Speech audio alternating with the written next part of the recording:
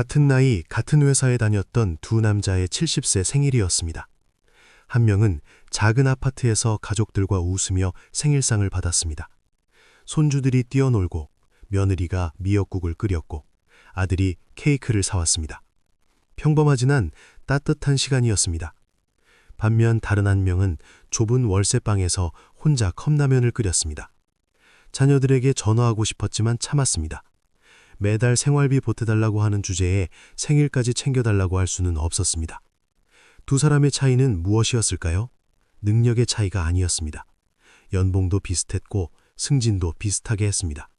단 하나, 50대에 내린 선택이 달랐습니다.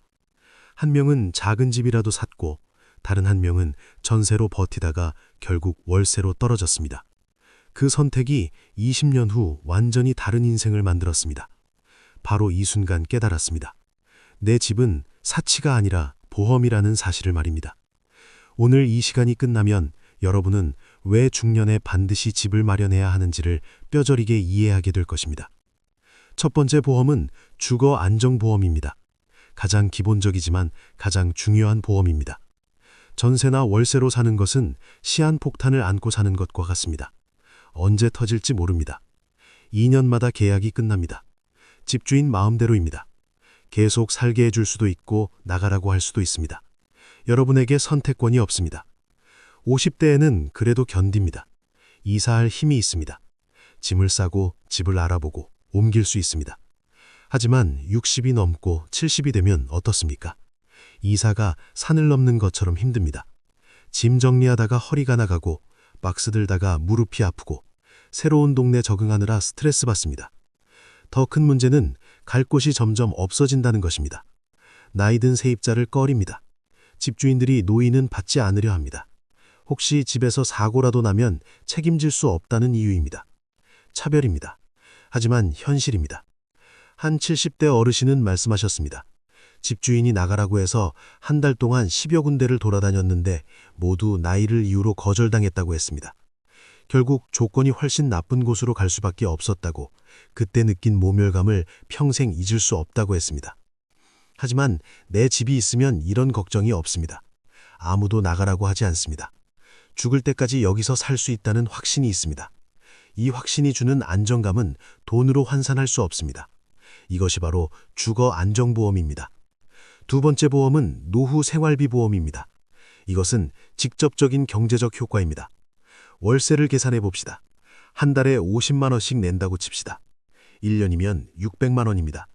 10년이면 6천만 원입니다. 20년이면 1억 2천만 원입니다. 이 돈이 그냥 증발합니다. 한 푼도 남지 않습니다. 집주인 주머니로 들어갑니다. 연금을 받는다고 쳐도 월세 내고 나면 얼마 남지 않습니다. 국민연금 100만 원 받아서 월세 50만 원 내면 50만 원입니다. 관리비 10만 원, 통신비 5만 원, 식비 30만 원 쓰면 끝입니다.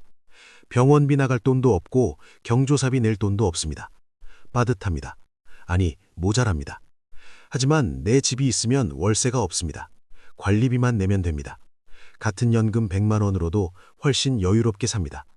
병원도 가고 친구들과 밥도 먹고 가끔 여행도 갑니다. 손주들에게 용돈도 줍니다. 삶의 질이 완전히 다릅니다.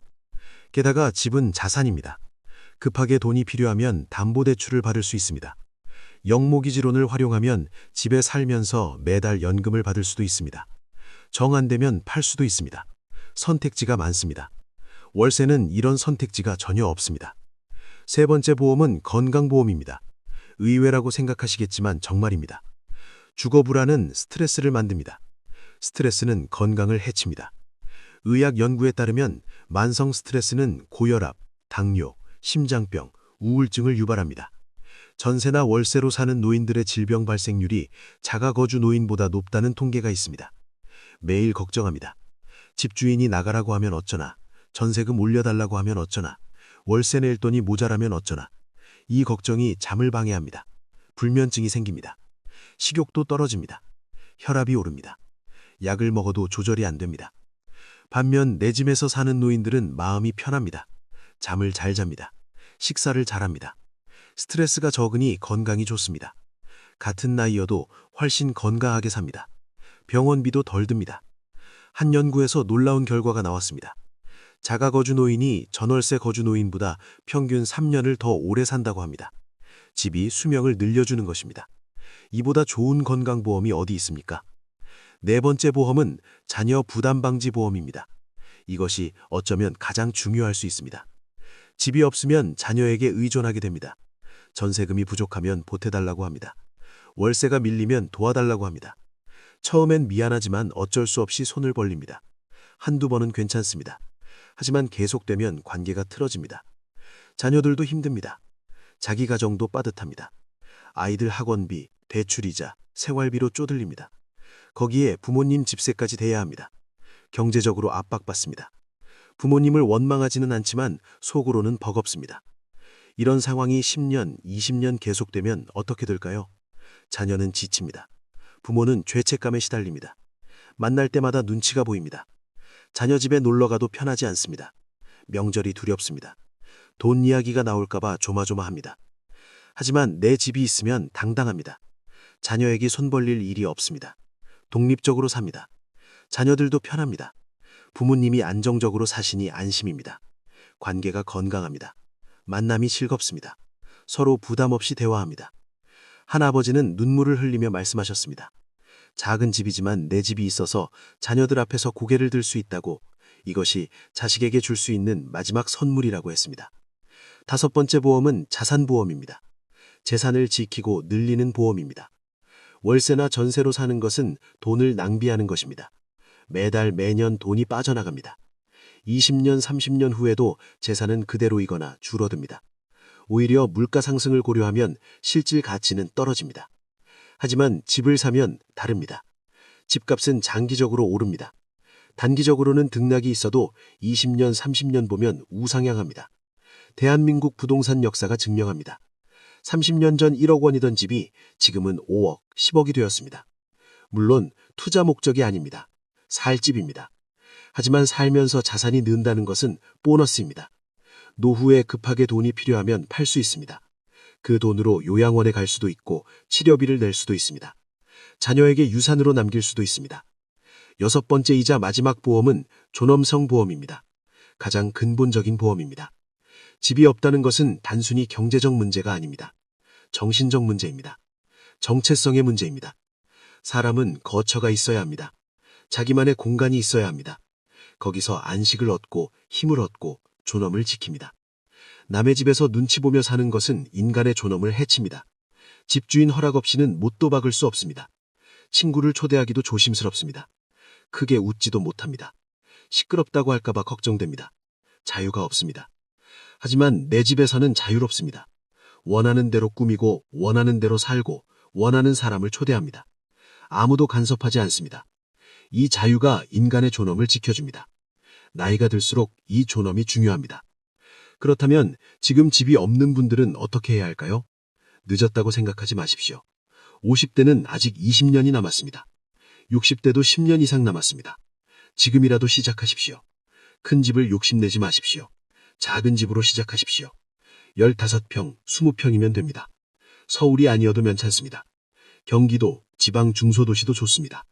대출을 받더라도 사십시오. 물론 무리하지는 마십시오. 갚을 수 있는 만큼만 빌리십시오. 하지만 평생 월세 내는 것보다 대출 갚는 것이 낫습니다. 대출은 끝이 있지만 월세는 끝이 없습니다. 자녀와 상의하십시오. 함께 방법을 찾으십시오. 목돈을 보태줄 수도 있고 공동명의로 할 수도 있습니다. 나중에 유산으로 물려줄 것이니 자녀들도 도울 이유가 있습니다. 정부 지원도 알아보십시오. 무주택자를 위한 프로그램들이 있습니다. 주거복지 상담을 받으십시오. 방법은 있습니다. 포기하지 마십시오. 내 집은 보험입니다. 생명보험, 건강보험, 연금보험에 매달 수십만 원씩 냅니다. 하지만 가장 중요한 보험인 주거보험은 가입하지 않습니다. 집이 바로 그 보험입니다. 일생일대의 보험료를 내고 평생의 안정을 사는 것입니다. 여러분의 노후를 위해 꼭 이 보험에 가입하십시오. 작은 집이라도 마련하십시오. 그것이 여러분을 지키고 가족을 지키고 존엄을 지킬 것입니다. 오늘 이 이야기가 여러분께 용기를 드렸기를 바랍니다. 이 영상이 도움이 되셨다면 구독과 좋아요 부탁드립니다. 여러분 모두 행복한 노후를 맞이하시기를 진심으로 기원합니다.